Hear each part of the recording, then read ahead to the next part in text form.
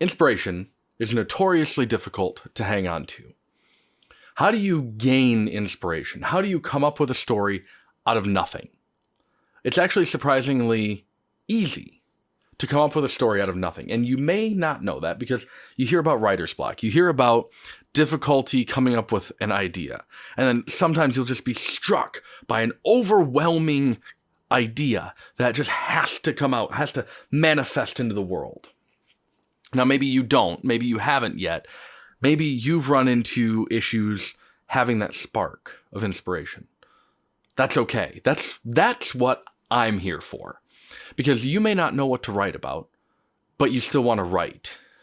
Or maybe you don't want to write, but there's something that's just itching to come out.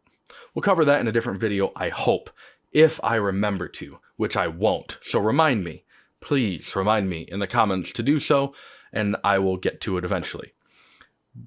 The subject line of this video, though, as you've seen, is about inspiration. And I'm here to tell you, I get inspired by everything. I get inspired by friends of mine that are trying to start a business. I get inspired by friends of mine playing games like, believe it or not, Fortnite or PUBG or whatever. I get inspiration from like everything. I can watch it. I think I mentioned this in another video at one point. I can like hop into a set of videos or like a small series of something that's vaguely interesting to me. Like, oh, I wonder how that's done. Like, how it's made is an awful show for me to watch. Like, how it's made is awful for me to watch. So the reason for that is because I watch things and I understand I tend to understand the core components of how they're done. I'm like, well, geez, I could do that. And I started down this line of blacksmithing, and I actually just found, I just found out today that I can buy coal, like nut coal or rice coal, which are different sizes of granules of materials of coal. And I just found out I can buy them from a local hardware store or supply store in my area, which is what local means, for like $7 for a 40-pound bag. I was looking at doing charcoal, and it was going to cost me like $20 per like 8-pound bag, or like $28 per like 15-pound bag. And I was just like, this is dumb. Why would anybody do this? Sidetracked, sorry. I get inspired by everything, like all the time. And it's a meme in my household at this point. Like, oh, I want to try this new hobby. And my wife's like, of course you do. Give it a day. I'm like, the next day, I'm like, I gave it a day. And she's like, mm-hmm. And how do you feel about it? Well, I found some difficulties. Mm-hmm. And how'd that go for you? I don't want to do it as much anymore. She's like, yeah, of course you didn't. Of course you don't. Like, duh. Give it some time. Give it some time to breathe. But the blacksmithing thing has been years in the making, because I used to blacksmith. Anyway, I'm sidetracked again. If you are having trouble coming up with something to inspire you, which is not a problem I tend to have, but I used to, look around you and find something that somebody else has written. And not a novel, not a book, but something somebody else has written specifically. Why that? Why pursue that? Because there are words that other people use that you may have forgotten about, or you don't consciously know. You may have heard in passing, but it's time for you to actually implement them. A great example of this is, I play Magic the Gathering. Not as frequently as I used to. I also play Digimon and Flesh and Blood a little bit. I'm learning Flesh and Blood. That game's very different than the games I'm used to playing. So if you're looking for something as an example that's not a novel that somebody else has written, you can look at Magic cards. And you don't have to own Magic cards. You can look at websites like Scryfall, or look at their website from Wizards of the Coast. And you can look for, it's called flavor text. So the bottoms of cards. I have here the Ancient Lumber Knot. And the flavor text here, I'll try to remember to put this up on screen, the card, but the flavor text is, the soft creak of trees in the wind does not always cause for comfort. Now, that sounds an awful lot like some of the Instagram posts that I've seen in D&D campaigns, or like story hooks from D&D campaigns.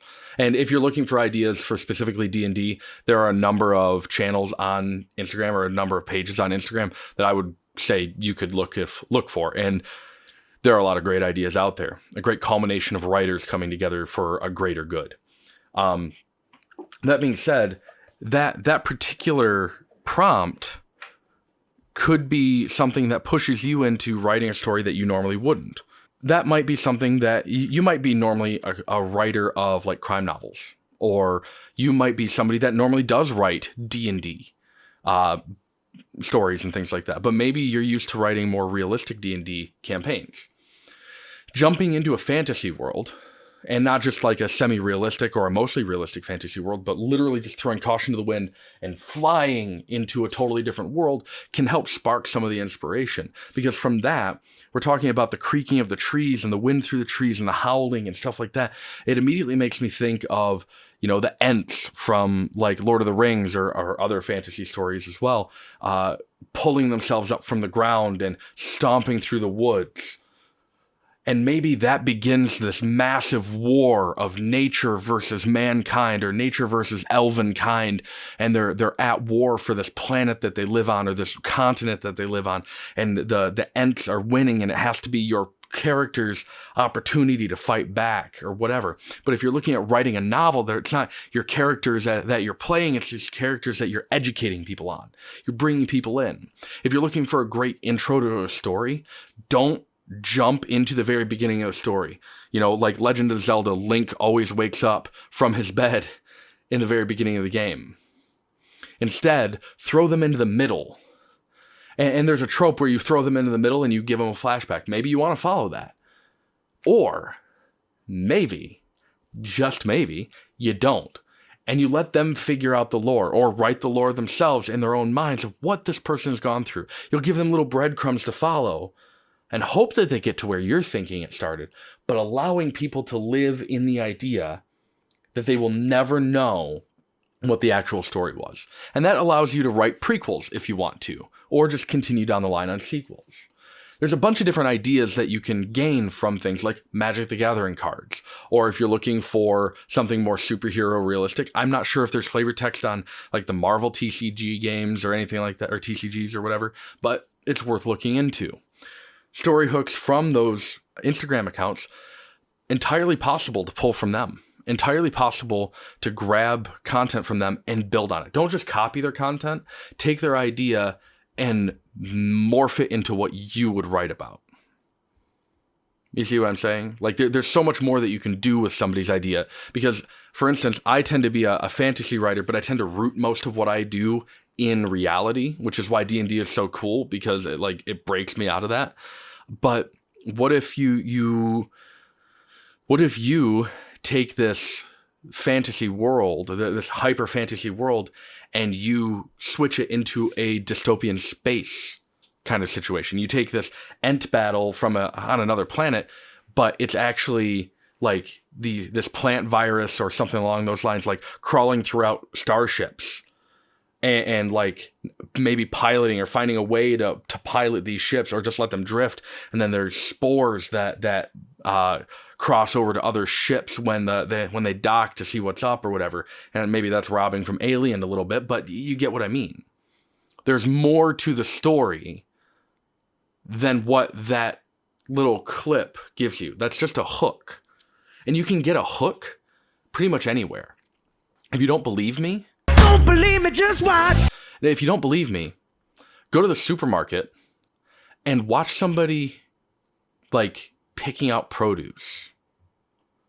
Watch people reading packaging. Now, you may think that that's really mundane and dumb, but it's not. It can be really interesting if you stop and analyze what they're doing, how they're looking at things. Why are they twisting it? Maybe that person has like cataracts, or maybe their glasses prescription is out and they've been meaning to re-up it, but they ran into an issue with money because they were paying for their mom's chemo. Or maybe they've never seen this product before because they grew up in an orphanage and they're 18 years old and they're freshly out and they've got to stock up supplies so that they can live. Or maybe it's just an average, soccer mom or basketball dad or whatever you call them. I don't know that much about that side of things. Anyway, taking those concepts, start asking yourself questions, and instead of interviewing those people, come up with these assumptions, and don't place them on the person themselves, but make that person a character in your story and model the people in your story off of that. Obviously you don't want to put that person's name to it or associate that person to the story completely, but start asking yourself questions. And once you do that, once you start asking questions and answering them yourself in your own mind or in a notebook or something like that, you take that and you can reverse engineer a character out of that.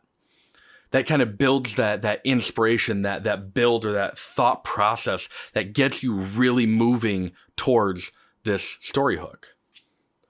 A man walking out of a local discount grocery store slips and falls on the ice. Well, maybe that starts a story that's a medical drama. Maybe it ends up being a comedy or a romantic comedy or whatever. But the idea is that when you see something happen, ask yourself questions. Well, what's the rest of that person's day going to look like? What's the rest of my day going to look like by extension? How would that affect his family or her family? How would that, if they don't have a family, how are they going to get through their day? And then you add in that plot twist concept, something completely out of the blue. Sorry, I have the hiccups. Something completely out of the blue. This person slipped on the ice and their hip is really hurting and it's hurting for weeks and the bruising isn't going down. And they go in and they get a MRI and they get their hip looked at. It turns out they've cracked their hip. But there's this new technology for exoskeletal work to help people rehabilitate. But something goes wrong in the surgery. They end up having to fuse part of that skeleton to the person.